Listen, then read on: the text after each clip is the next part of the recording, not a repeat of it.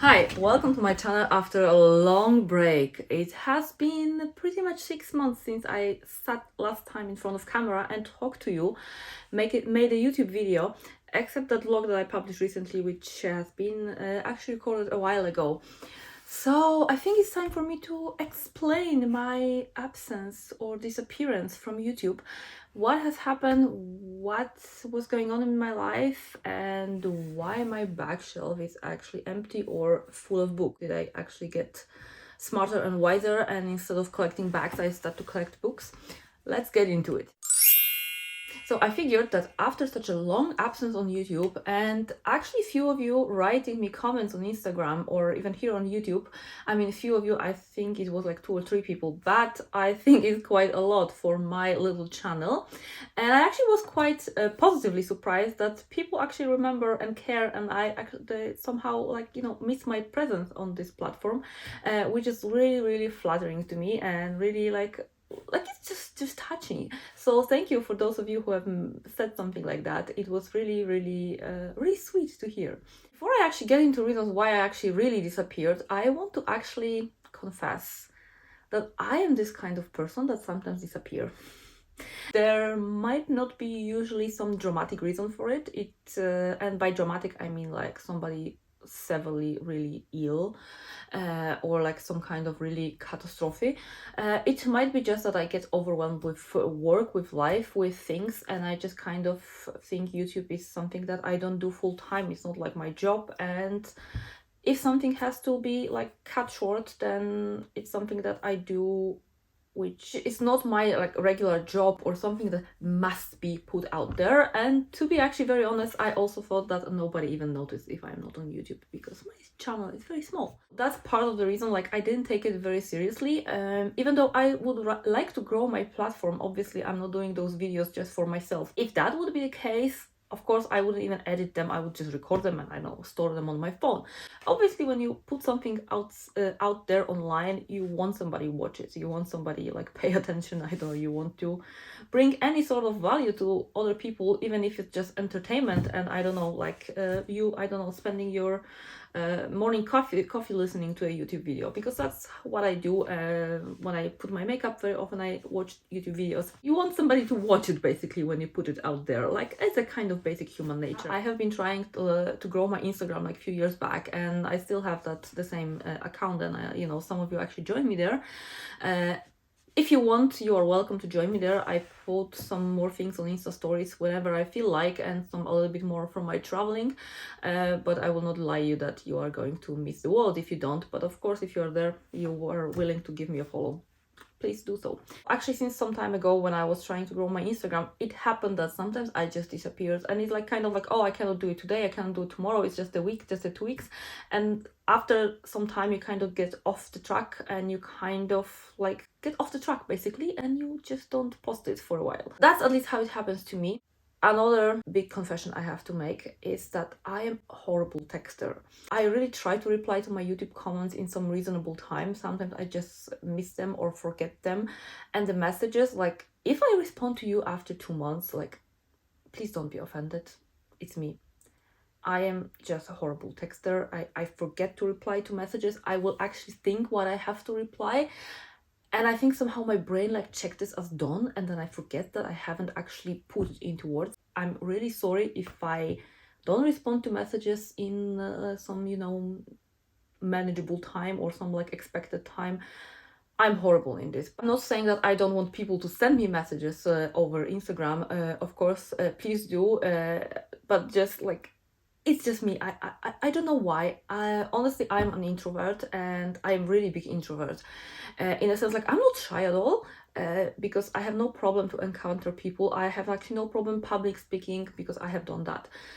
But I like to be like alone in my house, and I like to hide from the world when I'm not out there at work or some event or something. And I think this kind of plays into it, that like I actually have like some kind of issue with replying to messages. When I reply messages, I don't do it just with a random way.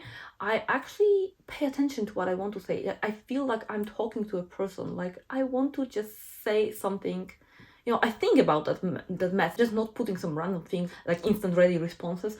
I actually think through those messages when I send, and I actually just kind of want to give the personal attention when I message them. That's maybe why I actually have so much, overwhelm when I have to respond to messages. Another point, I don't see them also because they go to some hidden requests. So anyway, that's a little apology and a little confession that I have to make. I don't offend people that I don't reply. Like, I don't care. I actually do care, but I'm just mess, I guess. So with this long intro, let me explain what was happening over the last few months. So first thing, I have moved. So I have moved from my previous place to a new place, which is a bigger place, and I have my bag room, or sort of office fashion room, which is wonderful. It's still in the process of making, however, it's like 80% ready, I guess. So I would be really happy to take you there with me and show you around how I manage my little kingdom. Here you have the answer, like, no, my bags are not gone. I haven't sold them all to buy this house. Well, I haven't sold any bags, and actually I have bought more bags while I was away. Or maybe even before that. Like, I have a bunch of stuff to actually share with you, which I haven't shown you before. And thank God I have, because I think I'm not capable of shopping as much as I used to, for the simple reason as I have a house now to take care of. So that was a very big project actually, and it took literally half a year. And it came randomly. It was not something that I was planning to. I was planning to do it like at some point in the future, possibly, but I was also considering moving out of Iceland. And there were actually a few weeks when things kind of start to really be shaken. It turned out that I will not move in the near future. The project that I was trying to get involved into didn't work. Actually, again, I tried first time this year and it didn't work again, so I decided, okay, I'm staying in Iceland. And actually the idea of the house came just around the same time. And it has been a long process because or maybe you don't, that the real estate market at the moment is really in a big crisis. So I had a really tough time to sell my previous place, and that's why it was taking very long. And at some point, I even didn't know if it's gonna go through. So I had also stressful time at this within those few months when I was away. Like, let's say more or less until July, beginning of July. I still had some question marks above me, and some things I didn't know how I'm going to put it all together, figure it out, or like how it's gonna be. So it has been really stressful.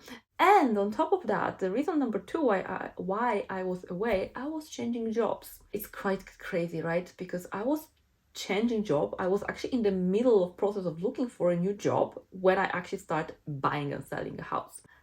Totally insane, I know. It took me long to find a new job. The market in Iceland for my profession is not small, to be honest, but of course it's not a huge market. Like, it's a small country, so there is a very limited amount of places that I could go and apply. But eventually things just turned the other way. Like, things started to fall into place within like a week or two. I found a job and I'm really actually happy with this job. So that was a big change. That was a change which I probably didn't expect to happen, or I didn't expect to look for a job in Iceland. I was more thinking that I will be going outside of the country.